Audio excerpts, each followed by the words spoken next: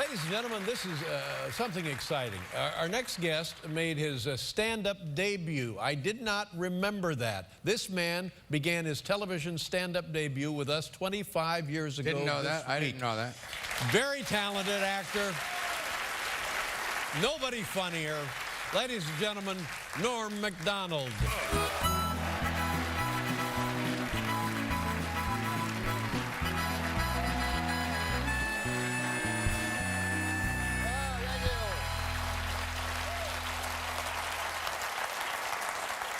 Thanks, guys. Listen, I don't want to brag or anything, but me and Oprah are making the same money tonight. But the show has loosened up considerably. I noticed I was watching Oprah and Dave talking about weed and booze. And I don't do either of those. The hardest drug I ever did, LSD.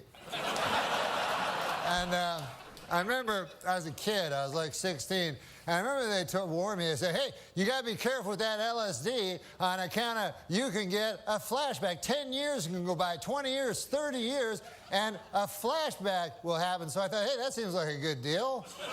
You know, you tell me I buy a drug for $5, I eat it, I get high, and then 20 years later I get high again?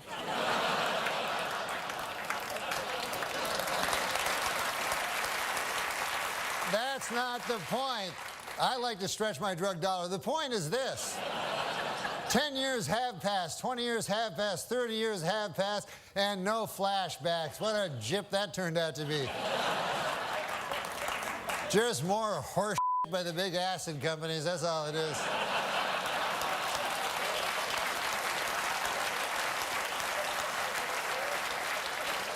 But I can't believe it's been a quarter century since I made my television debut. It was all different back then. You know, it was back then, I remember if you wanted to take a picture, you would use a camera, not a telephone. As a matter of fact, if you used a telephone, people would look at you odd. You'd be like, just stay still like that. What about in the old days when they took pictures of you way back, you know, where they pulled that thing and exploded and stuff? I got a picture of my great-grandfather. The thing took 6 hours to take your picture, and it was a picture of my great-grandfather, one. They only had, every guy had one picture back then. And it's just him like,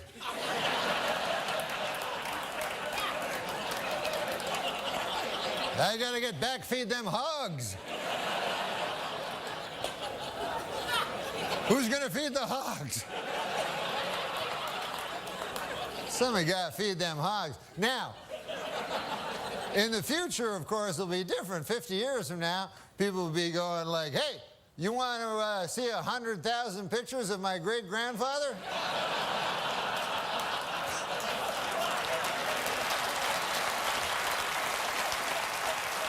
I got him right here, plus everything he did every day of his life. Hey, this occurred to me today.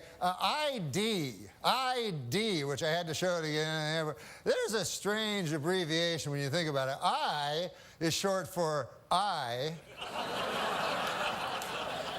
And then D is short for dentification.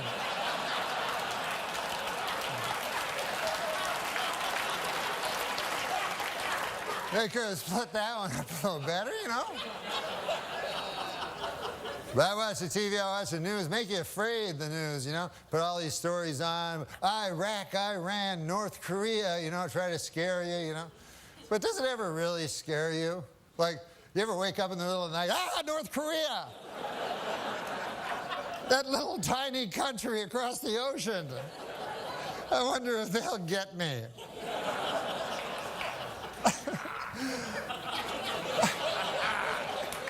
Plus, didn't MASH settle that like 20 years ago? Why'd I have to watch that stupid show?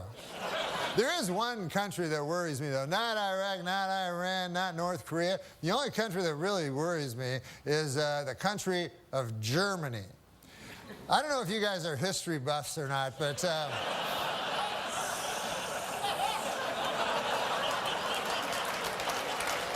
in the early part of the previous century, Germany decided to go to war. And who did they go to war with? The world. That had never been tried before. And so you figure that would take about 5 seconds for the world to win, but no, it was actually close.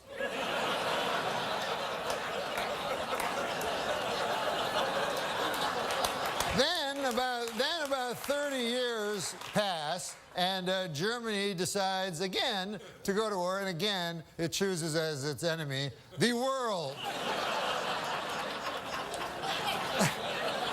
And this time they have that guy, Schrankly, Crankly, that guy, and I'm not even going to dignify him by saying his name, but I think you know what I'm talking.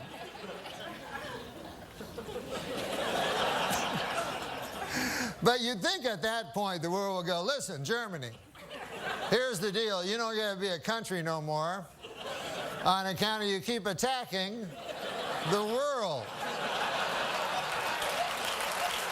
I mean, what do you think, you're Mars or something?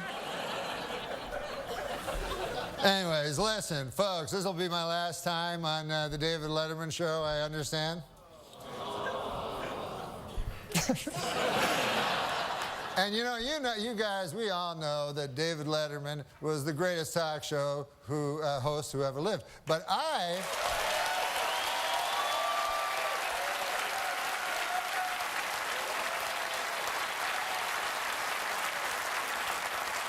remember Dave differently because the first time I saw him, I was 13 years old. I was living in...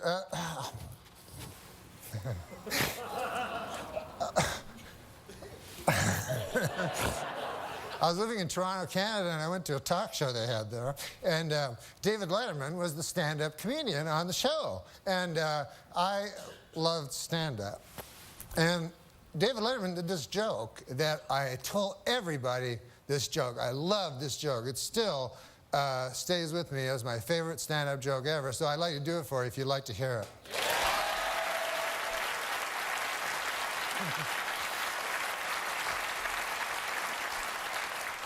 He goes, I was on the street the other day, and I saw a garbage truck, and on the back of the garbage truck, there was a small sign that said, "Please do not follow too closely.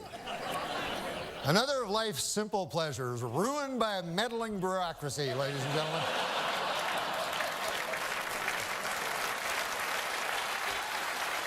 You remember the old days when Dad would pile the kids in the station wagon and we'd all go out and follow a garbage truck?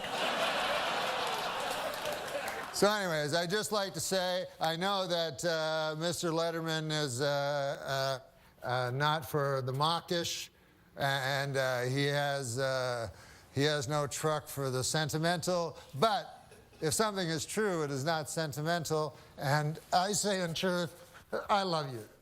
Oh, my God. Oh, my God. Oh, my God. Norm! Oh, my God. Very funny, Norm. And thank you.